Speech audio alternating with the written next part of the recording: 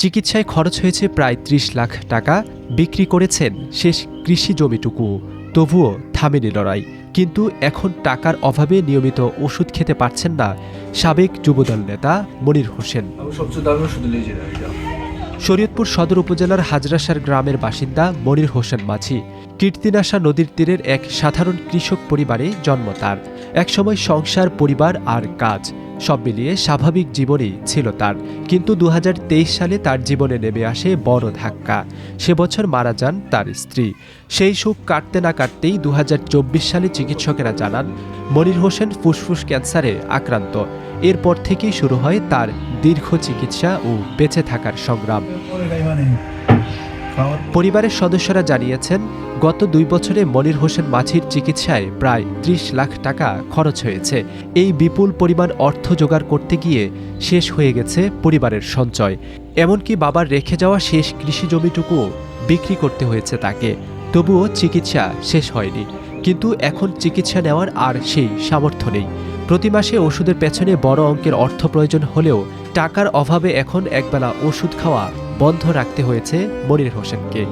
সম্পদ বিক্রি করে আমি চিকিৎসা করতেছি, আর এখন তো সম্পদ বিক্রি করে আবার চিকিৎসা করুম, আমার এই অ্যাবিলিটি নাই। আমি আবার সংগঠন করতে চাই, সুস্থ আর সবার লগে মিলেমিশে সংগঠন করতে চাই। আমি তো রাজপথের ছেলে, আমি রাজপথ থেকে বড় হয়েছি, কষ্ট আছে। আমি কারোর দোষ দিতে জানি না, কোনো বিএনপি নেতাদের। ভাগ্যে যা আছে হইব। তা আমি দৃষ্টি আকর্ষণ করছি আমার এই বক্তব্যটা যেন প্রধানমন্ত্রীর দপ্তর পর্যন্ত পৌঁছায়। এটা আপনারা সবাই আমার এই সহযোগিতা করবেন।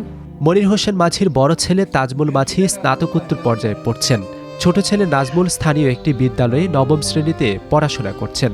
পরিবারের একমাত্র উপার্জনক্ষম ব্যক্তি এখন শয্যাশায়ী। চিকিৎসা, সংসারের খরচ এবং ২ সন্তানের পড়াশোনা সব মিলিয়ে কঠিন সময় পার করছে পরিবারটি।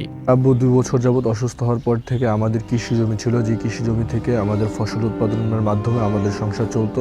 আব্বু অসুস্থ হওয়ার পর থেকে সেই কৃষি জমি আমাদের বিক্রি করতে হয়েছে। সেই বিক্রির টাকা দিয়ে আব্বুর চিকিৎসা এতদিন করেছি।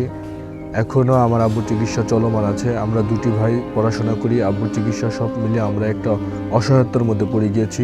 স্থানীয়রা জানান, মাঝে মধ্যে বন্ধু ও পরিচিতরা মনিরের খোঁজ খবর নেন। তবে দীর্ঘমেয়াদী চিকিৎসার ব্যয় মেটানো পরিবারের পক্ষে আর সম্ভব হচ্ছে না। তাই চিকিৎসার জন্য সমাজের বিত্তবানদের সহযোগিতা কামনা করছেন তার স্বজন ও এলাকাবাসী। মনির হোসেন দীর্ঘদিন ছাত্র রাজনীতি এবং পরে জাতীয়তাবাদী যুবদলের শরীয়তপুর জেলা কমিটির সহসভাপতির দায়িত্ব পালন করেছেন। স্থানীয়দের অভিযোগ, একসময় রাজপথে সক্রিয় থাকা এই নেতার চিকিৎসার বিষয়ে তার সংগঠন থেকে তেমন কোনো উদ্যোগ এখনও দেখা যায়নি। তবে স্থানীয় রাজনৈতিক নেতারা বলছেন, তার চিকিৎসায় সহায়তার জন্য উদ্যোগ নেওয়া প্রয়োজন।